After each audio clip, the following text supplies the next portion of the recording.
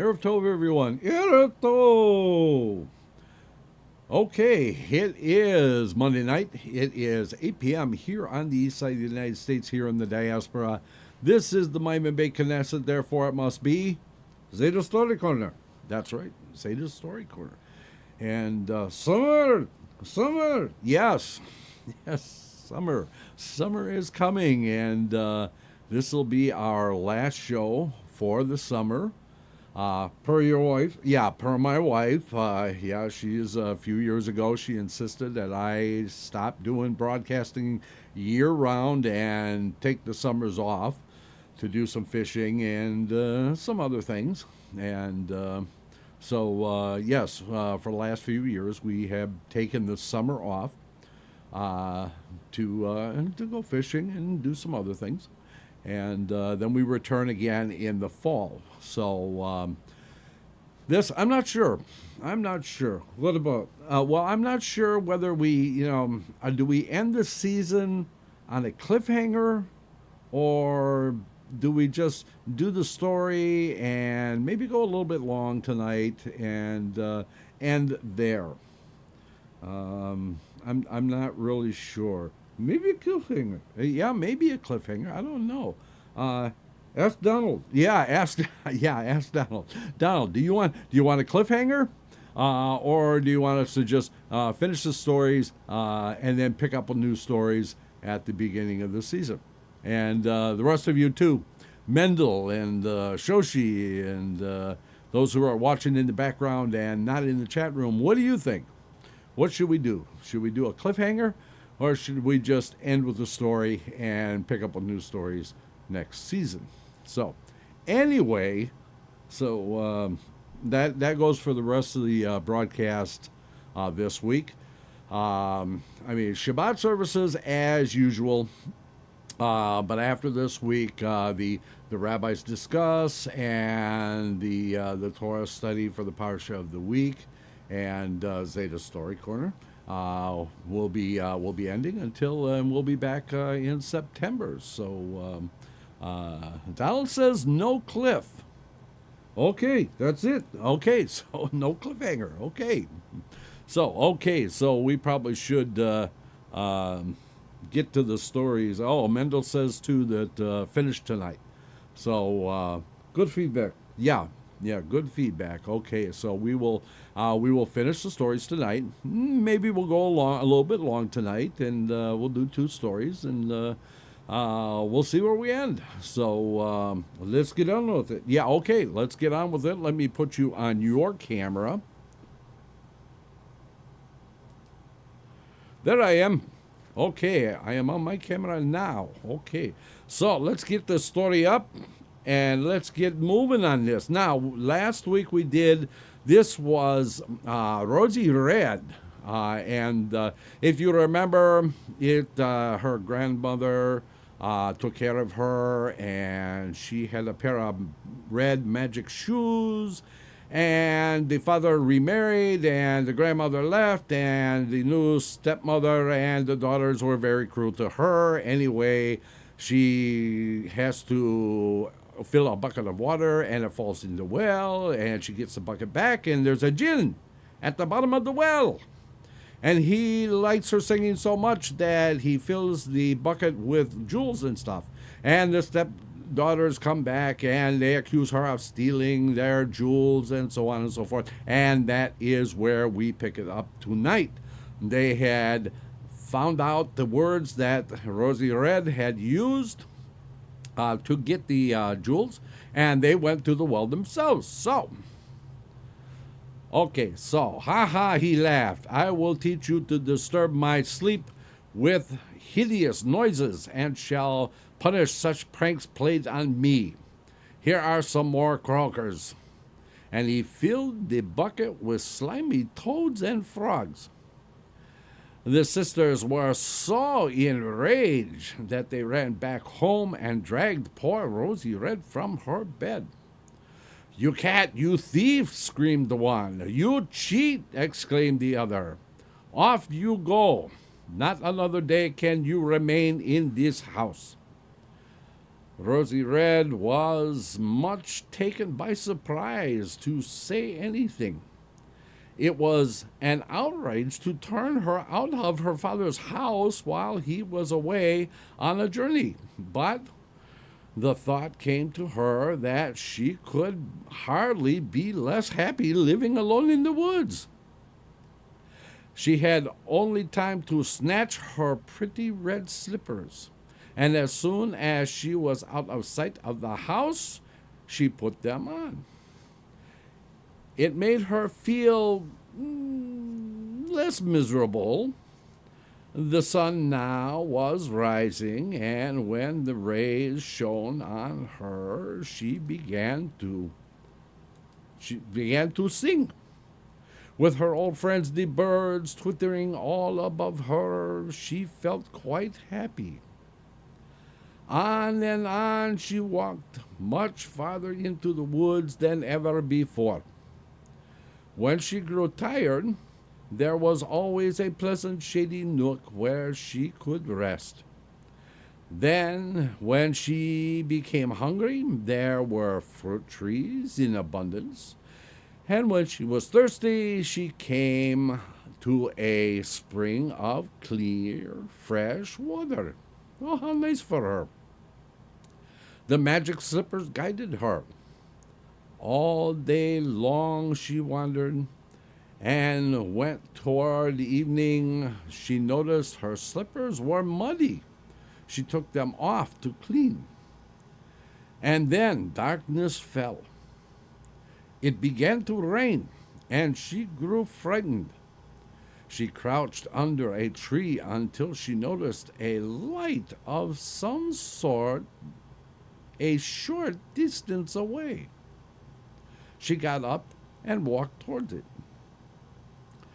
When quite close, she saw that the light came from a cave dwelling.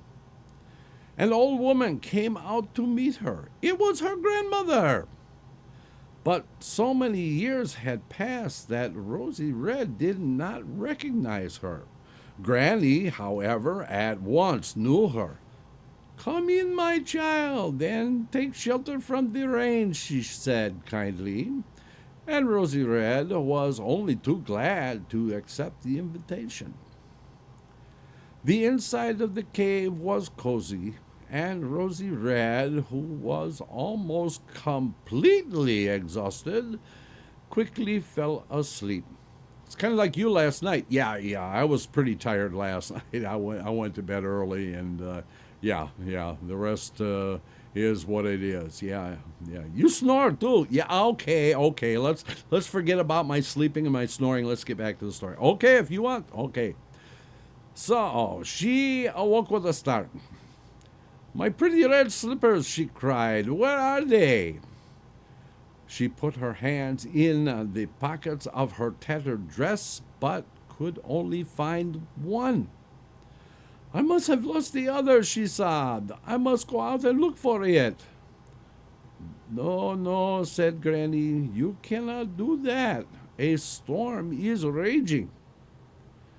Rosy Red peered out through the door of the cave and drew back in fear as she saw the lightning flash and heard the thunder rolling.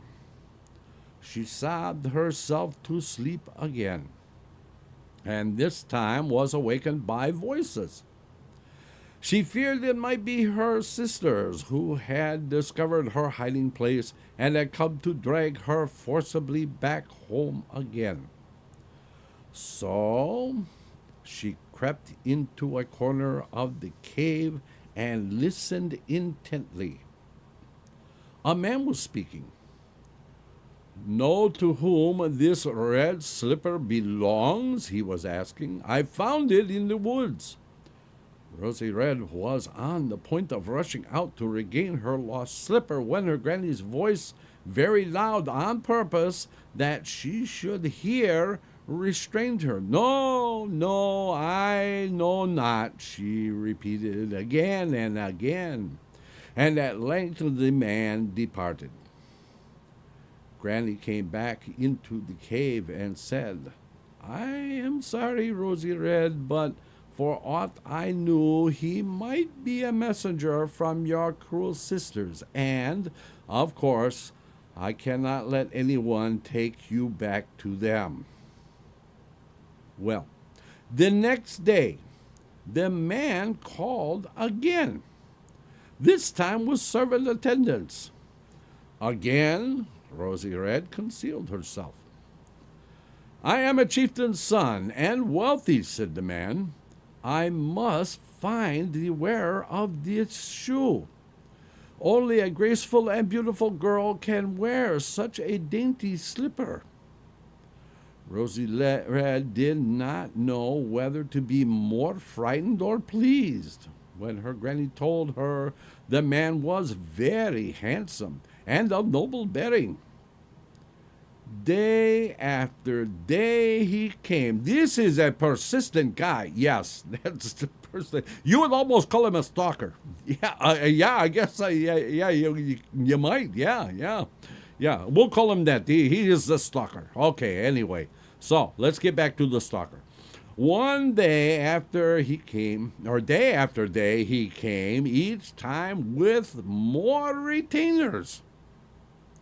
I mean, that's people, not the kind that you put in your mouth, right? Okay. And finally, he arrived mounted on a richly adorned camel with 101 followers, all mounted as he was. The girl I seek is here, he said. Deny it no longer.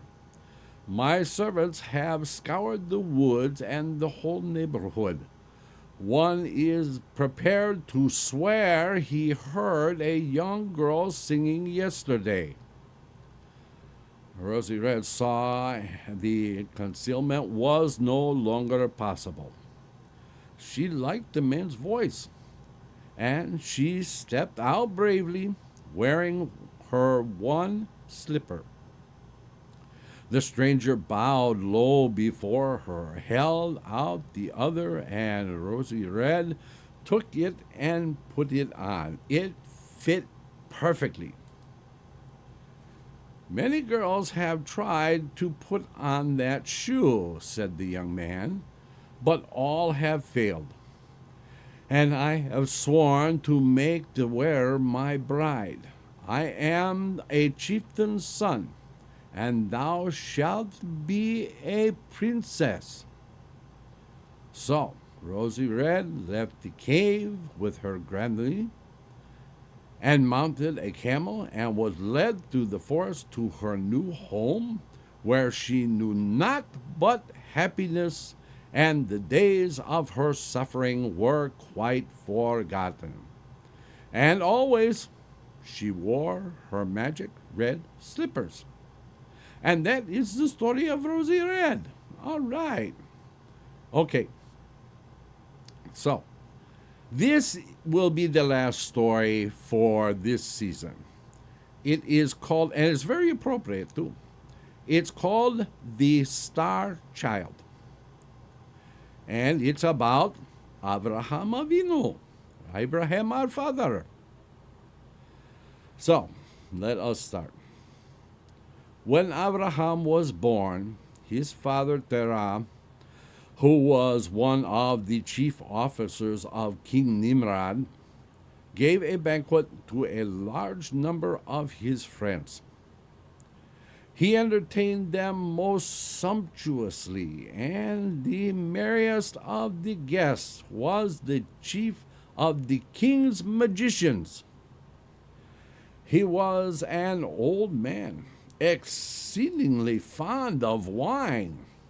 You know, I'm kind of like that. Yeah, I know. I've seen you at Passover with your wine. Yeah. It's good stuff. Yeah, I know.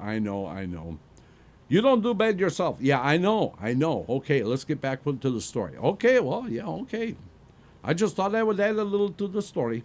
Okay, well, let's get on with the story. The feast lasted throughout the night, and the gray dawn of early morning appeared in the sky before Terah's friends thought of rising from the table. Suddenly, the old magician jumped to his feet. See, he cried excitedly, pointing through the open door to the sky. See, yon bright star in the east. It flashes across the heavens. The others looked, but said they could see nothing. Fool, shouted the old man.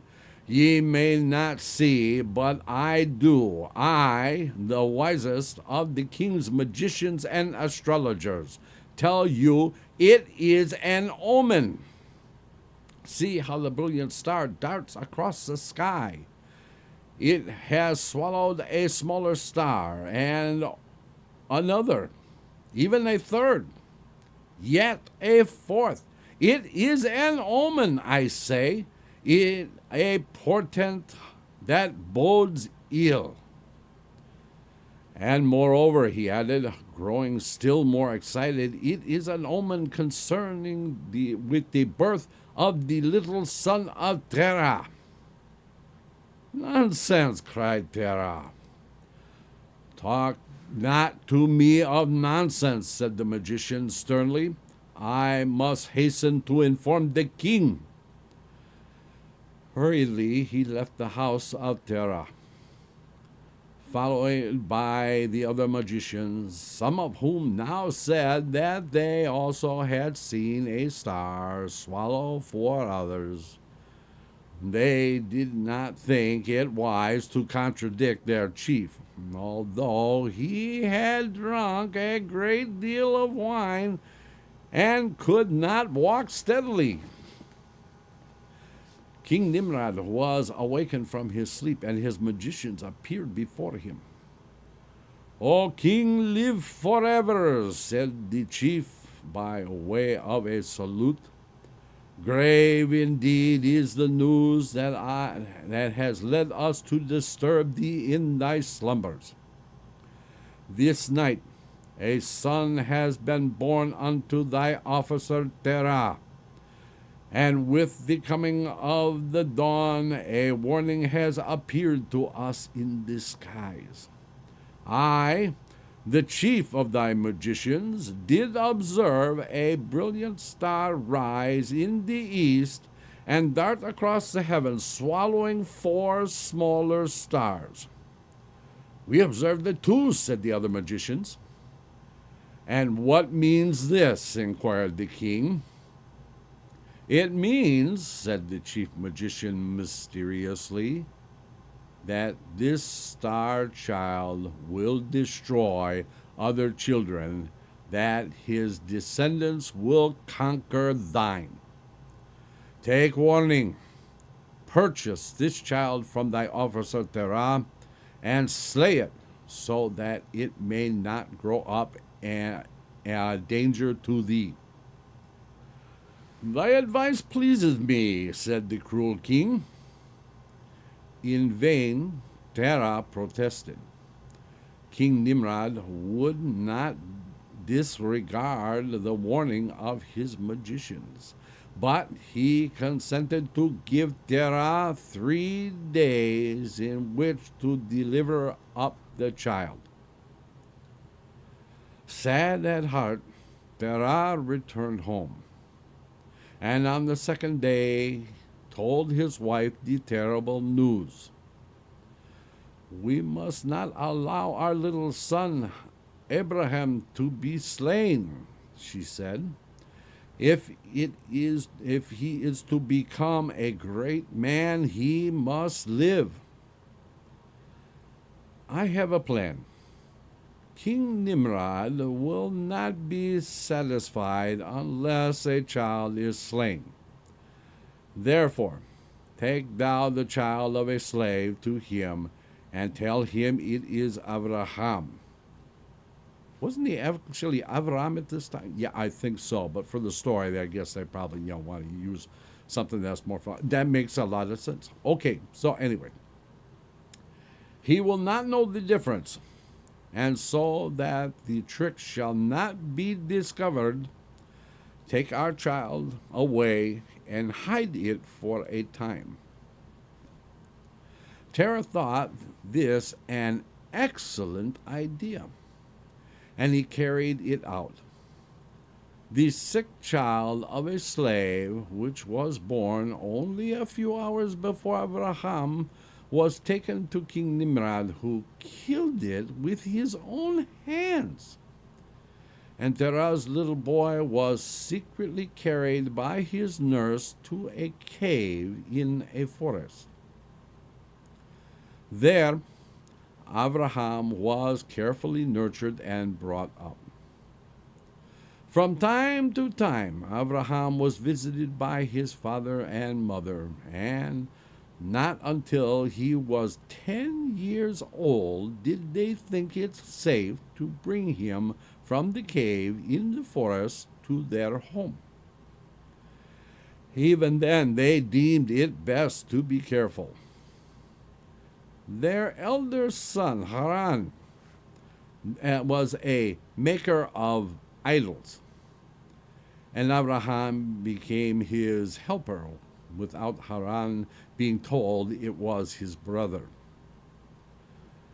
Abraham, the star child, was a strange little boy. He did not believe in the idols. I worship the sun by day and the moon and the stars by night, he said to Haran. There are times when you cannot see the sun by day, nor the moon and stars by night, said Haran. But you can always have your idols with you. This troubled little Abraham for a while, but one day he came running to his brother and said, I have made a discovery. I shall no longer worship the sun, nor the moon, nor the stars. There must be some mighty power behind them that orders them to shine, the sun by day, and the moon and the stars by night. That great power shall be my God.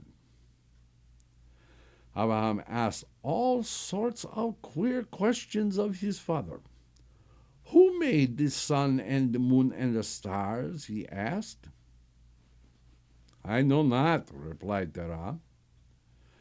You have asked all your idols, your gods, and they answer not, said Abraham. They cannot speak, said Terah. Then why do you pray to them and worship them? Persisted the boy. Terah did not answer. Abraham asked his mother, but she could only tell him that the gods who created everything were with them in the house. But Haran made those silly things of wood and clay, said Abraham, and at last they refused to answer his awkward questions.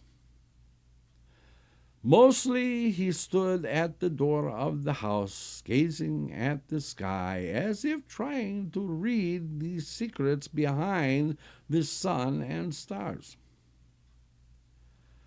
Thou shouldst have been placed with an astrologer, said Haran to him. One day thou art a child of the stars. Terah heard this and was angry with Haran, for he feared that the secret of the child's birth might be betrayed. I know not why my father keeps thee here, said Haran afterward to Abraham. Thou art becoming lazy. I have worked enough this day and will go out to the woods to watch the hunting.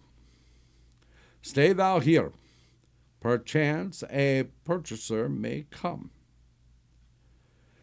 Be heedful and obtain a good price for the idols. Now, not long after Haran left, an old man entered the shop and said he wanted to buy an idol. I dropped my idol on the ground yesterday and it broke, he said. I must have a stronger one. Certainly thou must have a God so strong that naught can break it, answered Abraham. Tell me, How old art thou? Full 60 years, boy, replied the man. That's not really that old. Yeah, I know that really is. How old are you? Never mind how old I am. Anyway, and yet thou hast not reached years of wisdom, said Abraham. See how easily it is to break thy gods.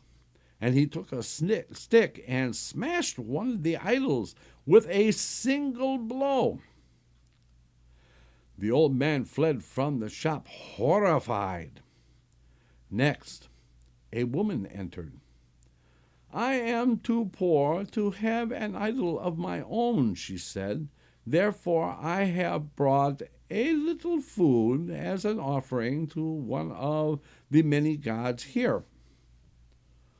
Offer it to any idol that pleases thee, said Abraham with a laugh. The woman placed it before the smallest idol. This idol is small, and surely, said the boy, it does not accept thy offering. And he raised his stick and smashed it. Try a bigger idol with thy offering, he said. And the woman did so. Thou also hast no manners, said Abraham, addressing the god. Eat, or I shall smash thee to pieces. The idol, of course, did not eat, and so Abraham broke it. And the woman rushed out into the street in great alarm. Abraham tried all the idols in turn with the food, and each was unable to eat. He broke them all except the largest. Before this idol, which was as tall as a man, he paused, then laughed loudly. He placed the stick which he used in the idol's hand.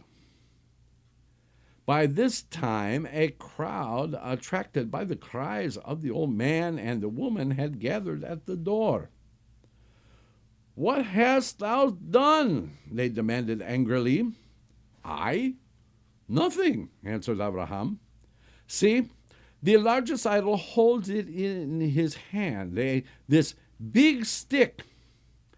It seems to me that he has been angry and has killed all the others.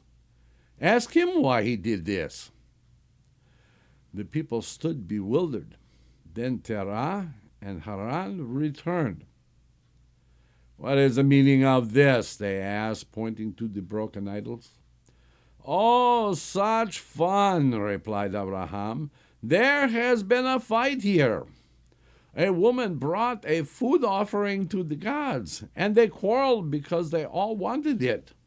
So the big fellow here got angry, and taking up the stick which you see he still holds, he beat the others and smashed them to bits. Absurd, cried Haran. The idols cannot do these things.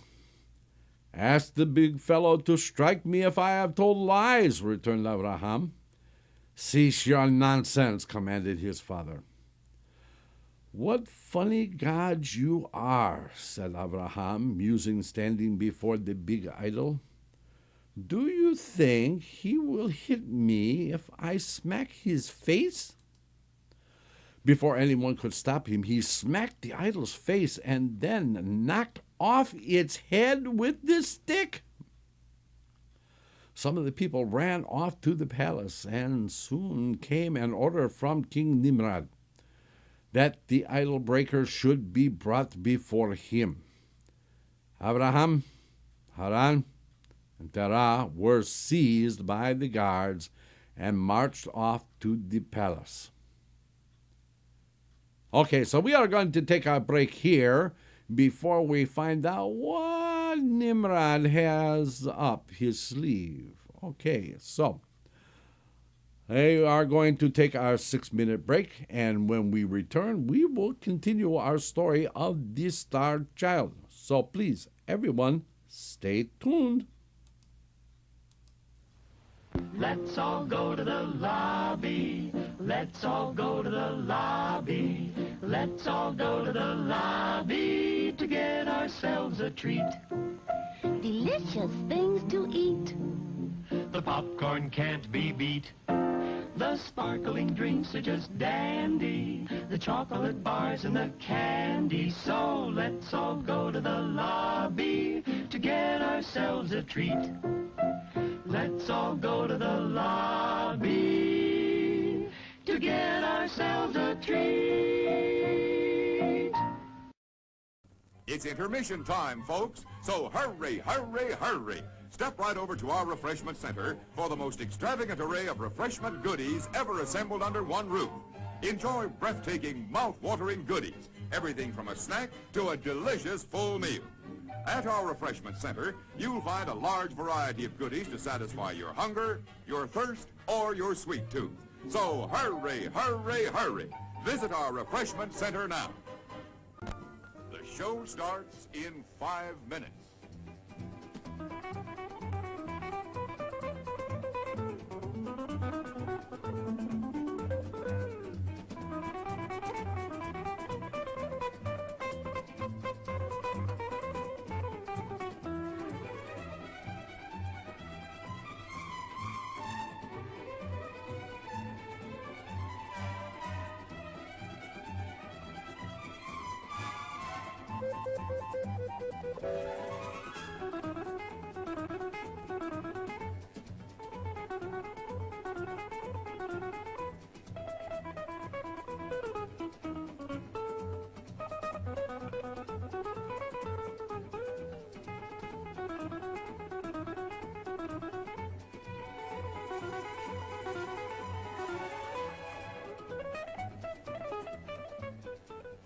The show starts in 4 minutes.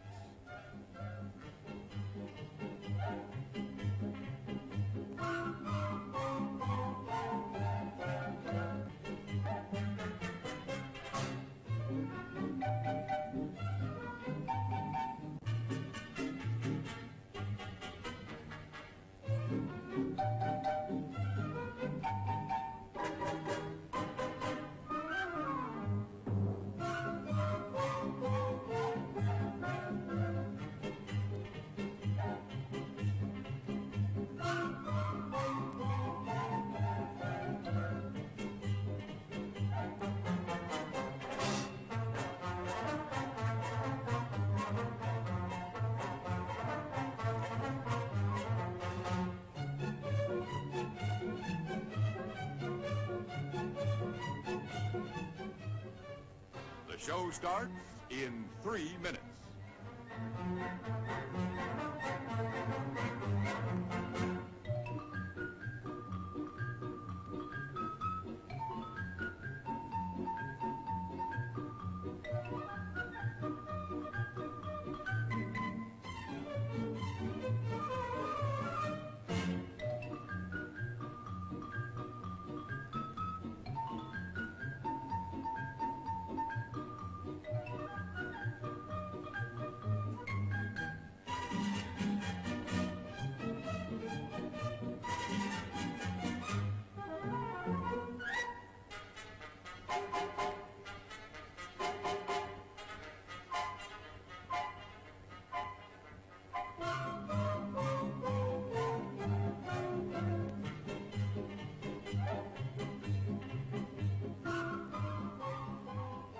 The show starts in 2 minutes.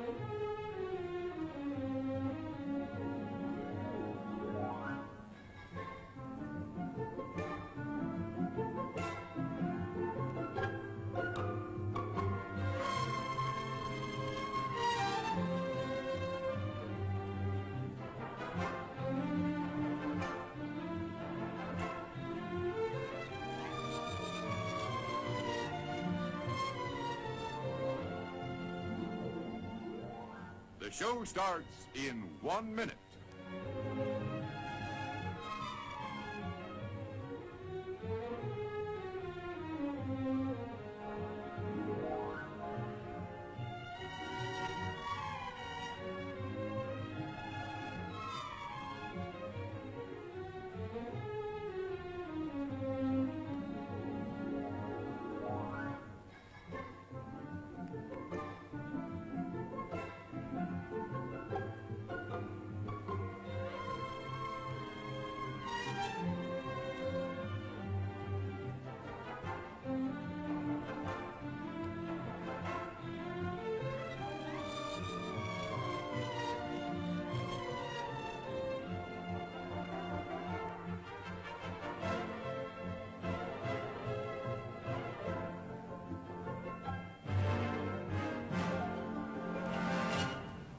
And now, on with the show.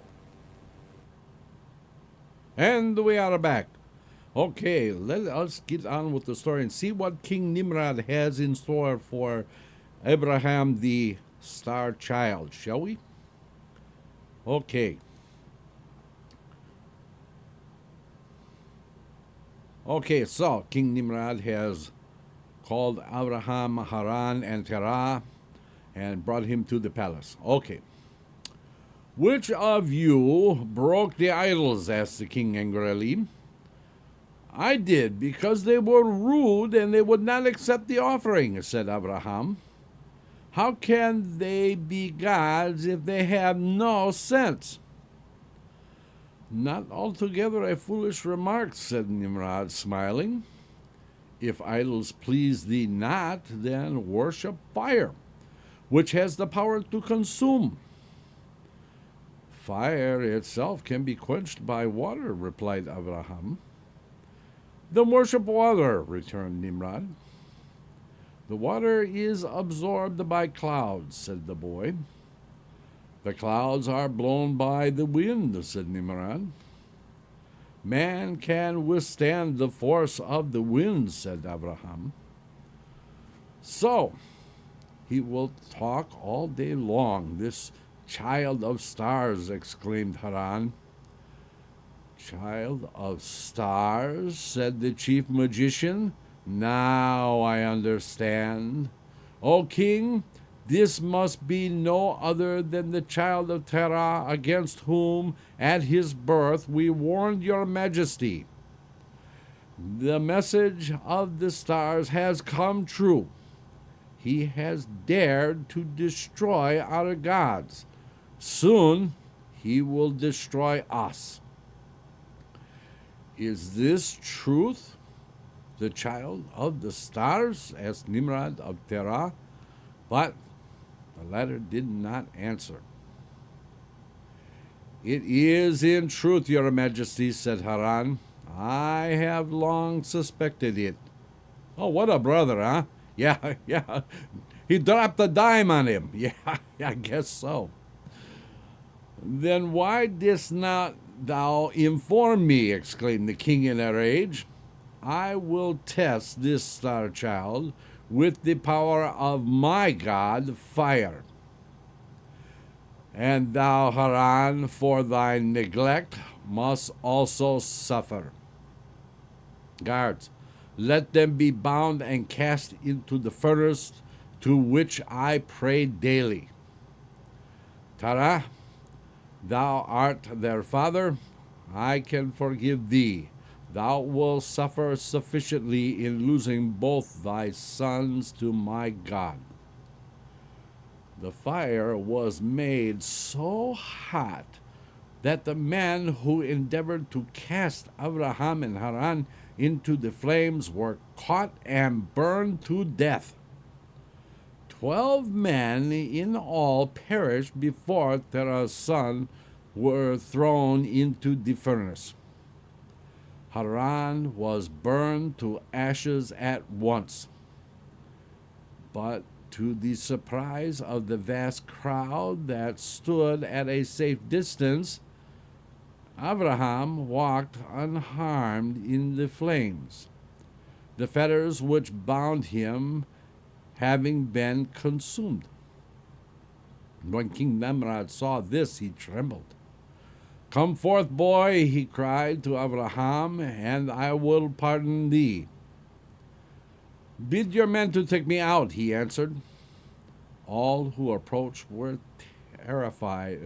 Terrific fire, however, the word is, all who approached the terrific fire, however, were burned to death.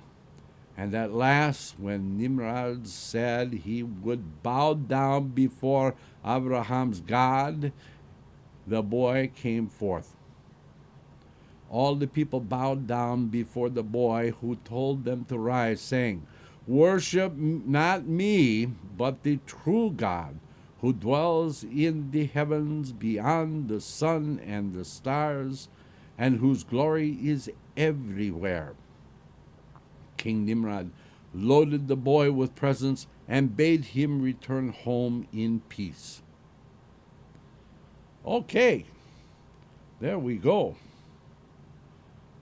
So, let's do one more. And if we go a little bit long, we'll go a little bit long. How's that? This story is called Abi Fresha's Feast. There was not in the whole city of Baghdad a greedier man than Abi Fresha. And you may be sure he was not popular. It was not that he was rich and refused to give heed to the needs of the poor. He was, in truth, a merchant in moderately affluent circumstances, and he did not withhold charity from the deserving, but he was a man of enormous appetite and did not scruple to descend to trickery to secure an invitation to a meal. So skillfully indeed did he become in weeding these favors from his friends and from those with whom he traded, that he devoted the major portion of each day to feeding and left himself little time to attend to his business affairs. Moreover, he grew unpleasantly fat. His face was red and bloated with much wine drinking. He was not a nice person to look upon at all. And those who had aforetime been his friends came to the conclusion that the day had arrived when he should be taught a severe lesson. And so it came to pass that when Abi Fresha was standing in the bazaar at the hour of the midday meal and eagerly scanning the crowd to discover some acquaintance whom he could induce to ask him to dinner, he saw Ben Masleh, one of the wealthiest and most generous men in Baghdad. "Ah, my excellent friend," Abi cried, warmly greeting Ben Masleh, "'tis almost an eternity since my unworthy eyes were cast upon thy pleasant countenance. Peace be on thee and thine unto the end of days." "Also to thee," returned Ben Masleh. "And whence comest thou? And whither goest thou, O honorable, hospitable friend?" Abi Fresha asked these questions hastily, his beady eyes searching the other's face hungrily for a sign upon which he could seize to invite himself to a meal. "It is the hour of the midday meal. Goest thou, perchance, to thy pious home?" "Thither go I," said Ben Masleh. "My path lies in the same direction," said Abi Fresha. "It will be pleasant to walk together. Come, and he grabbed Ben Maslei's by the arm. "It is kind of thee, friend Abifresha," rejoined the other, "but I have built me a new abode on the other side of the city." Abifresha's face fell for a moment, but he was clever enough to take advantage of the news. "A new dwelling erected by the wealthy Ben Maslei," he said winningly, "must be a building of magnificence worth seeing." "Indeed it is, as thou sayest," cried the other enthusiastically, and forthwith he launched into a lavish description of his residence. Abifresha grew impatient when Ben Maslei began to describe each room in detail. His hunger increased when, in glowing words, his friend painted the gorgeous dining room, and his mouth watered from the information that the cellars were stocked with 1,000 bottles of wine. "Blessings on thee and thy wine cellar and thy house," murmured Abifresha, when he could get in a word. "I have no business of consequence to transact this afternoon. I could not pay thee a better compliment than to spend it examining thy treasures." "Of a certainty thou couldst not," assented the other, to the great glee. "Then let us proceed," said Abifresha. So they set out, Ben Maslei still continuing his glowing account of his wonderful house. "It must be as spacious as a palace," put in Abifresha. "Thou speakest truth," agreed Maslei. "I will illustrate to thee the vast expanse of my new residence." He stopped in his walk, measured 100 paces in the street, and intimated that this represents the width of the central courtyard.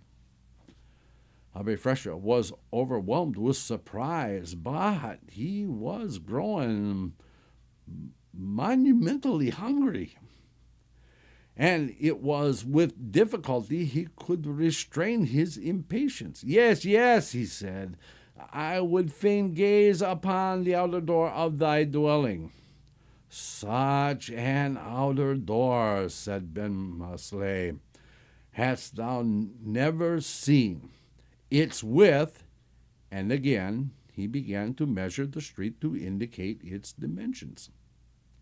"And further," he added calmly, neither failing to notice or deliberately overlooking Abifresha's growing distress, "its shape and design are," and he dragged the other through several streets before he found a door to which he could point as being not altogether unlike his own. "But I weary thee," he said suddenly, as if regretful of the time he had wasted. "Nay, nay, not at all," Abifresha assured him, although he was inwardly fuming at the delay. "Thy descriptions delight me immensely. Thou hast not yet unfolded to me the wonders of thy dining room." Thereupon Ben Maslei took up the tale of the dining room and its furniture, and he dragged his companion half a mile out of their path to show him the furniture emporium where he had purchased the tables and the couches. Then he retraced his steps to point out the building from which he had borrowed certain items of decoration. Abifresha's fat body was unused to such exertion. He perspired freely, his legs tottered beneath him, and his tongue was parched. He was really very uncomfortable, and the pangs of hunger from which he suffered were not lessened when Ben Masley stopped outside a restaurant to speak to a friend who was just going in. The conversation was prolonged, and all the time Abi Fresha's nose was tickled by the smell of cooking. He endured agonies, especially when the friend invited Ben Masley to dine with him, and Ben Masley, after a few moments' hesitation, firmly declined.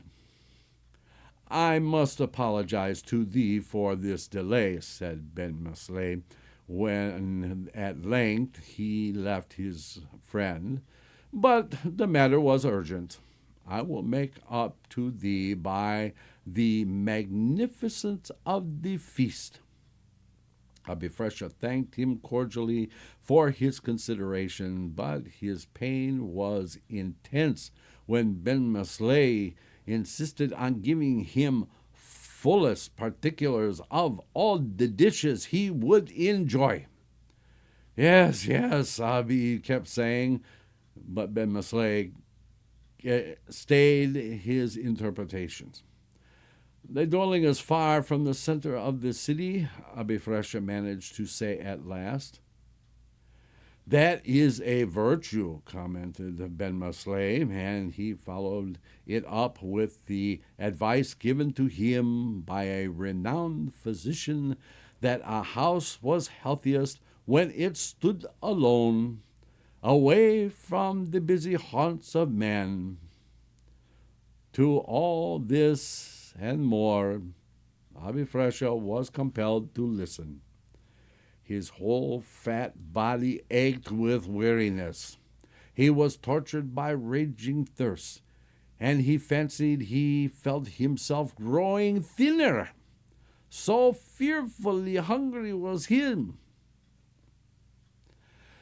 The sun was sinking when at last they reached the house, and Abi Fresha was afraid for a moment that his host would enlarge upon its architecture. To his relief, however, they entered straightway, and Ben Masley said to him, "Thou must be fatigued after thy walk. Rest a while." Abi Fresha was grateful, and taking off his shoes, he stretched himself on a comfortable couch. He dozed for a while, but was awakened by the noise of clattering dishes and the smell of savory cooking. He almost forgot his unpleasant afternoon in the prospect of the coming feast, but Ben Masley came not. Abi Fresha soon felt angry. He could not restrain himself from banging a big brass gong to summon a servant. But although he banged several times, no servant answered the call. Abi Fresha nearly shed tears in his despair. Suddenly, Ben Masley appeared before him. "I thought I would give thee ample rest," he said suavely. "Come, we must perform our ablutions." Abi Fresha would have preferred to have dispensed with this ceremony, but he could not offend his host by declining to conform to the custom of the period. Ben Masley led the way to the bath chamber, and there they spent quite an hour. Then, thoroughly refreshed, the host said, "Now I will show thee the wonders and beauties of my domain." Abi Fresha was almost stupefied with hunger, but he had to permit himself to be led through each room and to hear again the praises that had already been poured into his ears all afternoon. Only the smell of the cooking fortified his spirit and enabled him to undergo the ordeal. He seemed to wake up from his stupor when his host opened a door and exclaimed, "This is the feasting chamber." A scent of splendor burst upon the eyes of Abi Fresha. He rubbed his hands with glee and was ready to forget and forgive all the discomforts of the past few hours. The dining room presented a magnificent appearance, with its gorgeous hangings, its many lamps, its marble floor. But these things Abi Fresha scarcely noticed. His gaze was promptly directed on the table. It was spread with the most sumptuous repast that ever he had seen. There were dishes upon dishes of tasty sweetmeats, huge platters of luscious fruits, many bottles of wine, and covered bowls from which rose the most appetizing aroma. Abi Fresha's mouth began to twitch and his eyes glowed. He moved forward to a seat. "Good friend," said his host, "let me first introduce to your notice my staff of servants." He clapped his hands, and immediately, in quite startling fashion, a dozen servants stepped from behind the hangings which had hidden them and bowed before their master. With a dozen attendants to wait upon him, Abi Fresha saw that he was going to enjoy a meal worthy of an occasion. He looked upon the slaves with satisfaction. "Note, my worthy Abi Fresha," said Ben Masleim, that this is no ordinary retinue of servants. Each one comes from a different part of a known world. Rosh, the biggest man here, head of them all, is the only native of Baghdad. He has an interesting history. He has been my servant since his birth.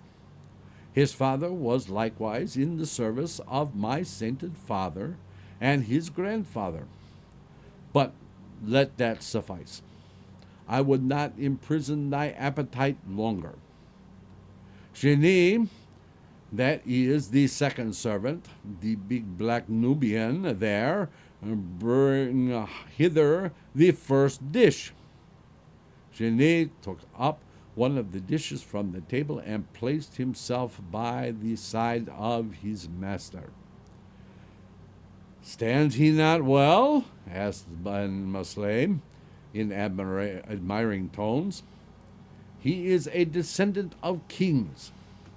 In ancient days, his ancestors sat on a throne and ruled over a huge territory belonging beyond the deserts of Africa. I obtained him during my journey in that country, and on that occasion I discovered this beautiful rug in a shop in Cairo."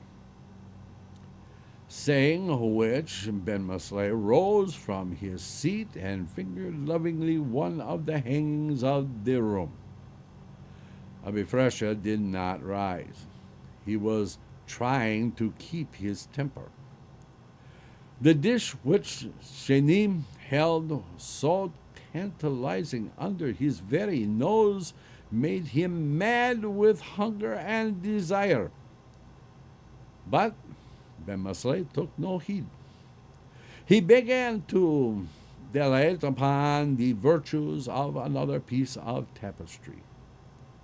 "This," he said, "I bought in a famous bazaar in Damascus. It is hundreds of years old, and in that city, too, I became possessed of my third servant, Shilishi, there, a true-born son of the Holy Land and a keeper of my camels. Our meeting was an adventure. Abi Fresha was not listening. This was beyond endurance. He felt that soon he would collapse in a faint on the floor. And still Ben Masley droned on. There was a servant from China, and also a cunningly wrought vase from that land, a brown page boy in a red turban from India, from which land his host had also brought a lamp standing in the center of the table, and some of the flowers which adorned the room. You would not guess he was saying that many of these blossoms are not natural. They are artificial, but mixed so skillfully with the real that even experts would be deluded at. By the time Abi Fresha was beyond the power of speech, 2 or 3 times he tried to speak, but could not. He was really too weak. Never in his life before had he been so hungry, so tortured. It was some time, however, before Ben Masley noticed his plight. "Art thou ill?" he exclaimed. "What grieves thee?" But fortunately, I have in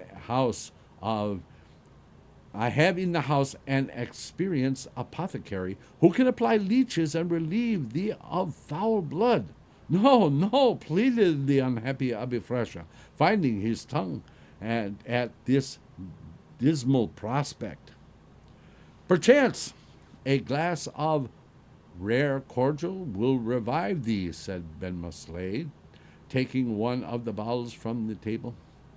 Abi Fresha managed to gasp the words, "Yes," and Roche held a goblet into which Ben Masley poured a rich red fluid. "Drink this," he said kindly, holding the cup to his guest's lips. "At last," thought Abi Fresha as he opened his mouth.